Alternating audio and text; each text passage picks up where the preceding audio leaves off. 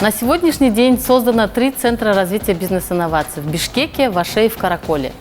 ПИК финансируется правительством Великобритании. Основная цель ПИК – это поддержка начинающих предпринимателей в преобразовании их продуктов и идей в жизнеспособный устойчивый бизнес, а также помощь в масштабировании уже существующим бизнесом.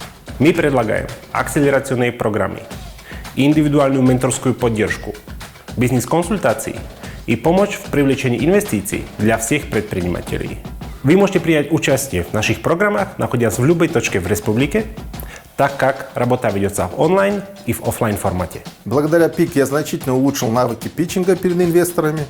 И с момента создания MVP, минимально жизнеспособного продукта, и до запуска окончательного продукта мы привлекли инвестиции в размере $200 000.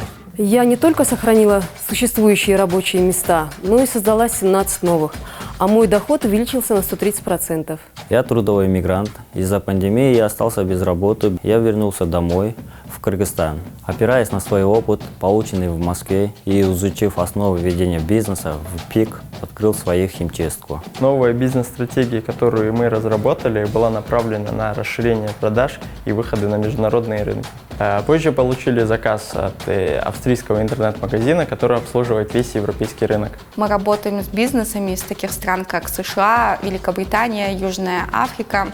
Я очень рада, что в Кыргызстане стремительно развивается женское предпринимательство, и ПИК вносит ощутимый вклад в расширение возможностей женщин начать свой собственный бизнес. Я изменила стратегию, и мои прямые продажи увеличились на 90%. А клиентская база расширилась за счет покупателей из России, Украины, Германии, Малайзии и Турции.